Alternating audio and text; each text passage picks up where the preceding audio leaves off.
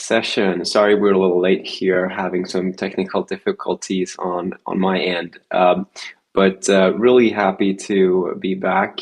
Today, we'll chat a little bit about what it's like to pitch yourself, pitch your idea, pitch your startup or your prototype in a way that's coherent and makes sense for people.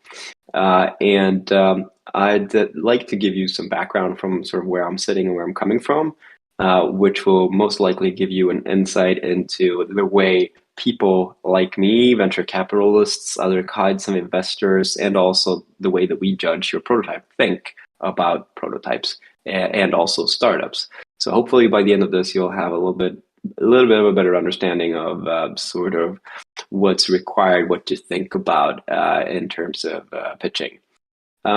Okay, so let me just share my screen real quick here. Press go live, and there we go. Perhaps I can even do this. You can still see my screen, right, Kuba? Okay, perfect. Okay, so my backstory or background is that I'm an energy engineer by trade. I've done a lot of weird stuff over the years. Started a couple companies, most lately New Native, which is part of the Lab community. So it's me, Matthias, and Pavel, who has put our heads together and worked out some of the kinks here between what you're using and building with. But I'm an engineer. I like the technology side of things, and I'm trying to figure that out. You can reach out to me if you have any more questions after this. But today we're just gonna, circle in on what it means to pitch you. And so, short itinerary of what we're going to go through. Who am I? How does venture capitalist work, and how does people think about pitching your specific idea? And then a couple of examples, and then we'll reverse engineer that into tips and tricks. The best advice that I ever got was make things that people love. Don't do it for the technology.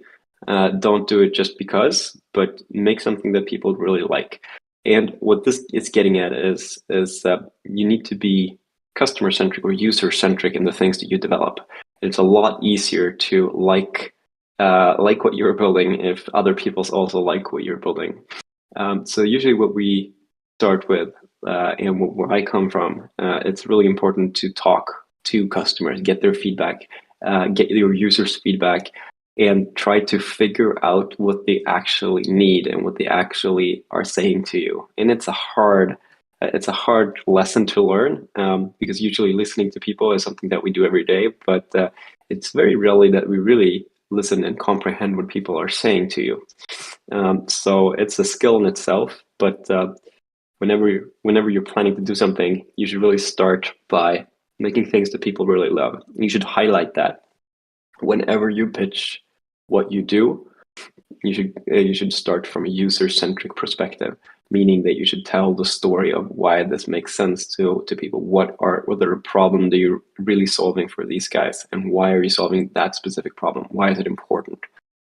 Because that is the prerequisite for really great things. So my background, I've been a venture partner and mentor for a lot of the accelerator programs in United States, and pretty much worked with the bigger ones across there. And really what you see is all of these sort of big, I'll show you how they fit together, but they target different kinds of stages. And stages is an arbitrary thing. It means that you're either super early, like in a prototype phase, or you're a little more progressed in terms of making your own actual service or MVP of your service, or you could even be a full-fledged company where you've started to bring in some serious capital, start to grow into the marketplace, and start to figure out how to actually make it into a real viable business. And I've been a part of all of these different segments, which means that you get to see a lot, and you sort of can see what to do and not to do once you've looked at a couple of hundred pitches. To me, it's kind of clear that just reverting back to the first point, doing something that is customer centric is really essential. And just to relate it to what we're doing at Lab, we're really trying to figure out how to help you guys build things quicker with AI. And so that's sort of the core component. And what we do in terms of that is we're trying to reach out, we're trying to figure out, we're trying to talk to as many people as possible to see how we can improve and become better. And that's something that I think is something things that you should think about when you build your prototype as well. Um, so like I said, I'm sort of coming from the investment perspective on this. I'm just going to briefly share with you how people like me think when they hear a pitch, because it's not obvious that you can listen to 100 pitches, in a month and reiterate your own pitch as an entrepreneur. So I'll just give you the background here, what most people come in with in terms of venture capital. So, I mean, venture capital is one specific asset class when it comes to investments, and it's equity. So you buy and sell things in companies. So equity, super important things, and it usually, when it's such an early phase for a lot of you guys, you probably don't even have set up a company yet. But the first thing you usually do, and the first thing when you start to pitch your own idea, whether it's towards customers or venture capitalists, it's figuring out how this sort of fits together. But equity is the primary asset class, and it's super dynamic and it's really hard to predict, which means that people like me are trying to figure out how to actually invest properly into these kinds of companies. My hedge or bet is on AI at the moment, because I believe it will drastically change the way that people conduct their businesses in the future. And so I've sort of narrowed it down. But every investor has its own kind of niche and investment space, and also their own hypothesis on what they think will make for a great future and great returns in the future. But the entire thing is really that the higher risk you take, the higher the reward usually is, and it's up to the investors of such to figure out how to balance risk and reward in a way that makes for the most profit. So if you just sort of compare that to private equity, which is usually what you see in bigger banks and stuff like that, we aim for a lot higher multiples. So if I were to invest 100K in your startup that's valued at, I don't know, $5 million, something like that, what I'm really expecting is for that valuation to 10x within a couple of years, or at most 5 years, as opposed to private equity where it's something like 3 to 5x. And ideally, you'd become a unicorn and make me 100x on my first investment. But really, that sort of puts you in a ballpark what you should aim for if you're going for these kinds of investors. You need to show them that the market is big and that you can grow to become $1 billion company in the end in a very short amount of time. And so that all feeds into your pitch, right? It's something you need to keep in mind when you paint the picture of what the problem is, and then also how big the market is and what you will they be able to do that someone else can't in order to execute and capture this market. So as an example, this is sort of a timeline of what most people invest into. As I mentioned before, super early, you're probably here on the left-hand side, on the angel side of things. As of now, we're basically moving from an idea to a prototype. And then you're just trying to iterate and see what sticks in the market, see what people give you kind of feedback, and then move from there, right? When you move up and do more on the pre-seed side, it's usually less about just building the actual prototype, but refining that prototype into a minimal viable product, something that people actually can use, and it's not just a Figma click-through or something like that, or a presentation, right? So here you actually have a product. If you start moving up to seed, then usually, at least in the States, you usually have a little bit of a higher capital burn. You have a little bit of a bigger team, and you're usually closing something like, I don't know, $5 million, $2 to $5 million in investments. So by then, your MVP needs to be pretty good, and the entire game here is to figure out how to make it to the next level, which basically means how do you monetize, or how do you figure out what the business model is like so that it makes sense. Because in the end, you need to also have a viable business in the end, so it's not just a community project.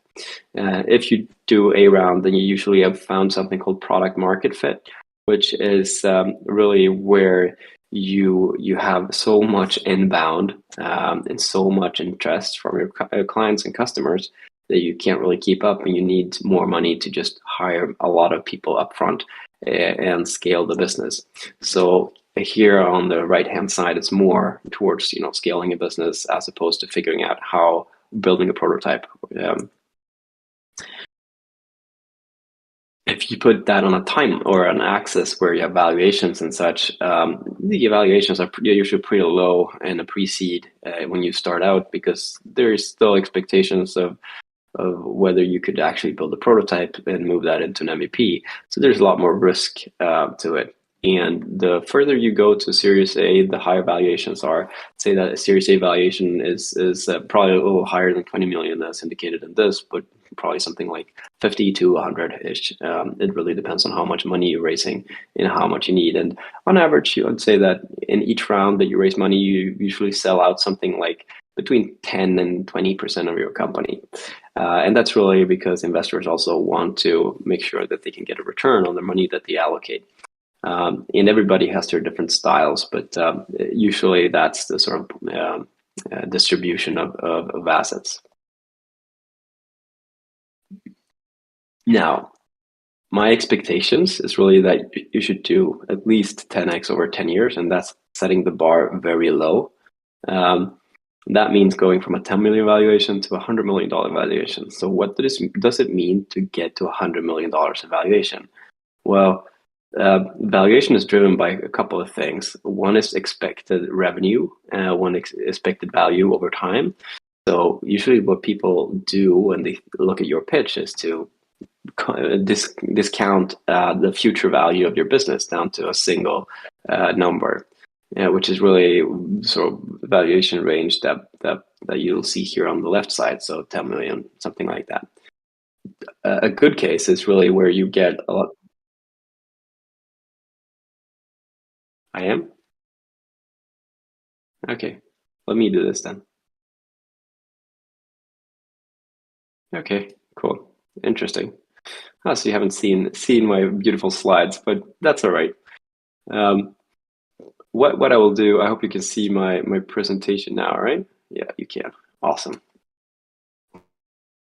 Yeah, besides the point, it's really about trying to build something that lasts. So given all of this information, basically there are three things that I usually look at when it comes to pitches, and it's team, it's market size, it's strategic fit to the portfolio, and sort of try to figure out whether it makes sense for me to invest. So, for instance, if you say that you have the next hot AI deal on the table, that's something that would sort of be a strategic fit for me, right? And if you also say that you have a big background building a lot of AI stuff over the past years, then that also interests me, right? Same for the market size. So let's say you're targeting speech to text transformers, and you're specifically, as we saw a couple of weeks ago, solving for stuttering problems, or something interesting like that, then I'd probably be interested in listening to you. Now, then the question is really how and what should you do? How should you pitch it? And there are a couple of things that I usually propagate towards, and that's three different things. The first thing is to figure out a blurb. And a blurb is really just a 2-sentence kind of pitch of what you're doing. And the blurb is very common, specifically like around startups. It's a 30-second pitch or 15-second pitch that really makes me understand what you're doing. So I'll read up one for you here that I looked at 2 years ago or something like that. And this company is called Satchel. Satchel makes it easy for companies to rent out unused office space. We remove all the work of monthly subleasing, signing NDAs, vetting insurance, and access control. We make subleasing your office as easy as renting out an apartment on Airbnb. So it's kind of clear what they're doing, right? And you can see here that they're not saying anything about the backend technology. They're only talking about it from a user-centric perspective. So that's super helpful for me because it instantly gets me thinking about what is the problem? Is the problem worth solving? So I usually advise people to start with a blurb, just make it short and sweet, 2 sentences, or as in this case, 3 sentences that just tells the story straight up. What is it? How does it work? What are you solving? Then we usually what we expect to see is a 1-pager or 2-pager or something like that that describes your idea, your product, your team, and your business. And it's usually the same information as you'd see in any pitch. And a pitch is really a combination of different things, right? It's usually these are by slides, so it's usually something like 12 to 15 slide in terms of a presentation, where you can see all the or read through all the necessary things by just reading the slides page by page. And here's the usual fallacy, because the sole purpose of a pitch like this is really just to be able to send it out so that people can read through it and understand what you're doing. It's not a presentation deck. Most pitches or presentations that you'll make is not running over a pitch deck. So it'll probably most likely just be a conversation as opposed to showing this actual pitch deck. So in the pitch, it's important to have descriptions of what you actually mean, what the key bullet points on each slide is, and describe it in terms of fluent text. So I'll show you a couple of examples from Y Combinator that I kind of like in a minute. But usually what we go through, what we look at is company purpose as a first slide. Like, what are you making and how is that different from anything else? Then it's what is the actual problem that you're solving for? What's your specific solution and why is that unique? Why is it important, or why now, really? How do you answer that question? And then also market size, competition, then your product or demo, as well as some thought about business model, how can you monetize this, and team, and then also financials. Usually in a pitch, when you have a conversation like this, you usually have something like 15 minutes to pitch your actual startup, 10 to 15 minutes, and you also need some Q&A in the end. And sometimes once you have a little bit more time, probably it can stretch up to 30 minutes.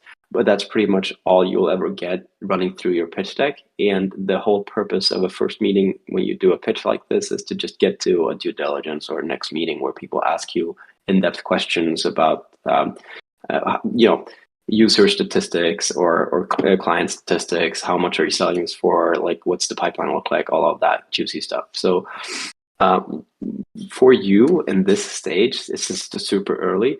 I'd really focus on a couple of things only, and that would be like, what is your problem?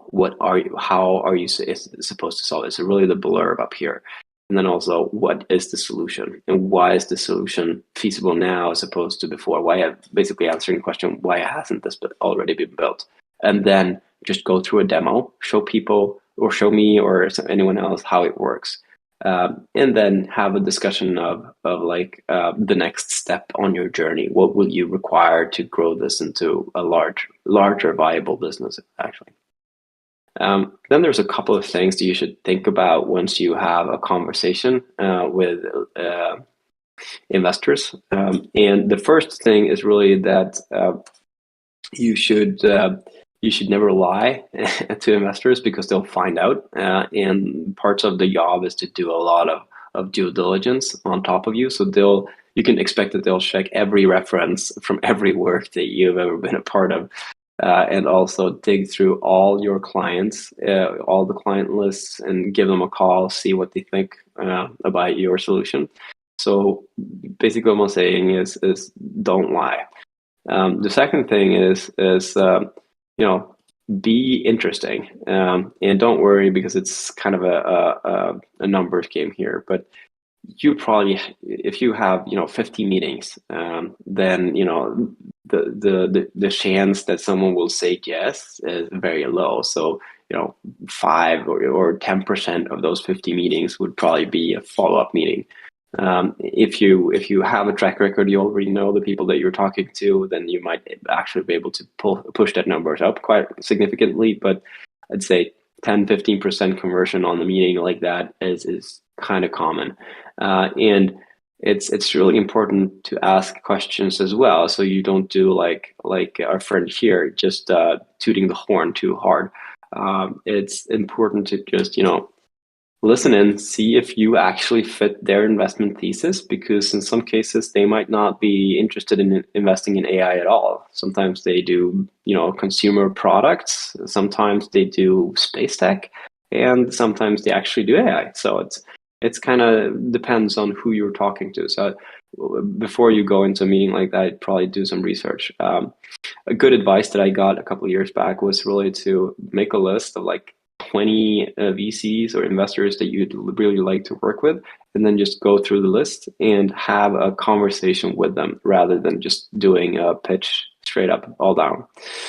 So that's something that I would keep in mind. Now, I think what I will do is I'll show you a couple of examples. So let's see if I can do this. I'll share my screen again. Okay, there we go. So this is a website or accelerator program called Y Combinator. They are very, very good at helping entrepreneurs progress and really figure out the source problem, what they're trying to solve for. And they have a lot of materials in terms of the what you should have in your pitch deck. Obviously, this pitch deck is just a sample, so it's a little bit for fun. But what we see usually is, as I said, 12, 15 slides-ish. The first one is really just a placeholder saying something like, this is our seed deck template, so your company name, and then describing text below what it actually means, right? Then onto the problem set. And usually problems, in this case, founders build bad seed decks. That's a big problem. So they are making fun of this because they help founders actually with this pitch, right? And then they just outline the main bullet points. What is the bigger problem here? This is obviously not designed, but just as a reference point. So it wastes huge amounts of time. Bad seed decks mean they don't raise money they need. No money means companies are forced to survive on revenue. So it's a pretty clear problem here, right? Usually it's not just 3 points, but it's built out to with some context to it as well. But in the end, this is really just the core of it, right? And then they have a text here saying, our template solves this problem. So if you're a startup, you'd say, with us, we solve this problem by this, or by selling widget X, and then explain what's unique about it. So in this case, it's fast to use, it's simple to explain, and it improves lives and cleans teeth. That's a silly point number 3, but regardless, it's explains what your solution actually do. Then in this case, they're kind of trying to provide some evidence, some traction on what you've been doing. So if you have built a prototype and you have some user metrics, you can put it in here. So in this case, all companies are using us in their portfolio, they mean. And they see they've shown a graph here, decks created per month, and then also some explanations in terms of what we see in the graph. So 50% growth month over month, every month, and 100% retention, which is important. Then they also move forward with some more traction metrics here that provides evidence that their solution is really the best. So money raised thanks to our deck, a lot of money, obviously, and then also some descriptions here. Then they go on to have more evidence, and also this is the business model. So like answering the question, how do we make money, with 3 different bullet points. Future growth, how will you scale from the position you're in right now to something new?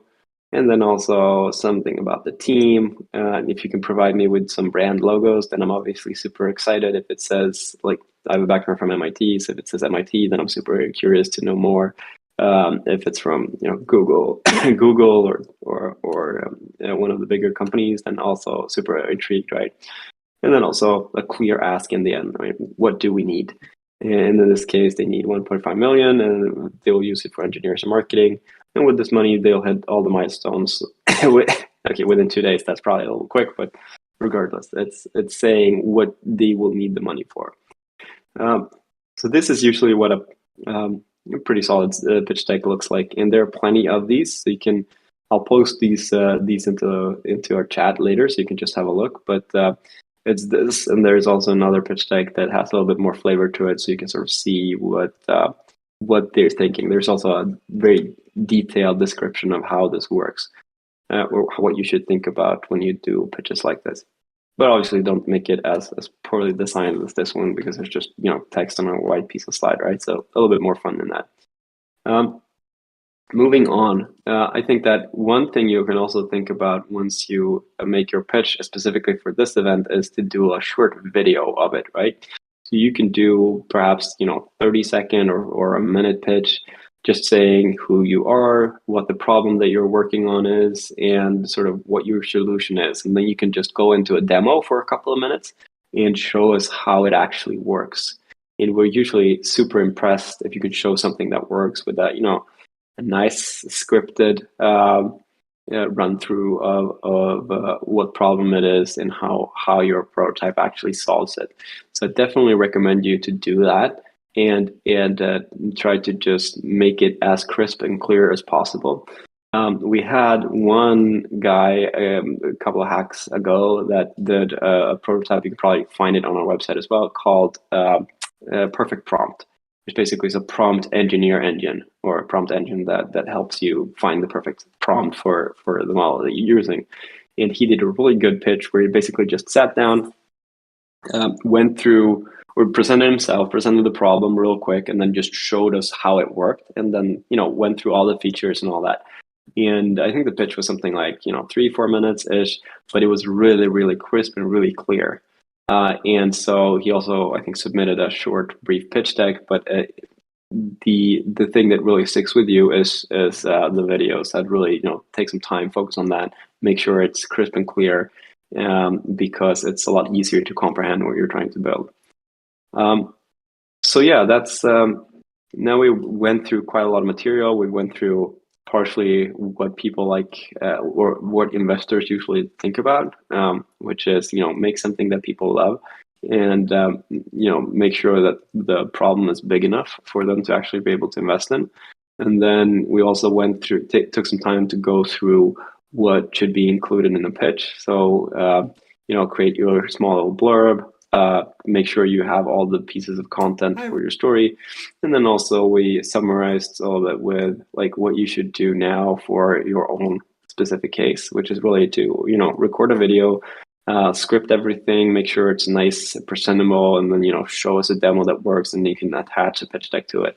That's usually the things that makes the most interesting pitches in that sense. So that's something that I definitely would do if I were in your position as of now.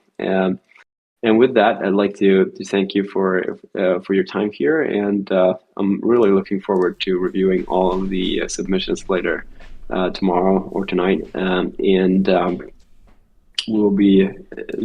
sure we'll be super impressed by what you've created so far. So keep at it. Make sure you add the optics in terms of the presentation, and then just go for it. So thank you so much for listening into this. And if you have any questions, as always, you can reach out to me or Kuba or anyone else from the team in the chat. Yes, and before we end, we had 2 questions in the chat. So the first one was if you could share your presentation. Sure. Of course. Please include with other links, and we will share it on Discord. And the second question was, do we need to have pitch presentation 10-12 pages? Well, it helps for us to understand it, but I'd really focus on the video as firsthand, just to explain it. If you have some extra time, then put it into a pitch deck that explains it to you, and it's probably more for your own sake, because it forces you to be stringent and sort of think through all the different points that you're trying to make. So I'd probably use the pitch deck just as a script, right, for your video. But yeah, you don't have to submit it. It's nice to have, but it's not a necessity. We wouldn't discount it in any way if you don't send it in. But focus first on the video, and then if you have some extra material, then that sort of obviously puts you ahead a little bit if you can make that as well. But yeah, I'll share the presentation. I'll share all the links as well here after a chat, so you can have a look and see how to think about structuring your pitch. Great, thank you. Okay, good. Good luck, guys, and see you soon. Bye-bye.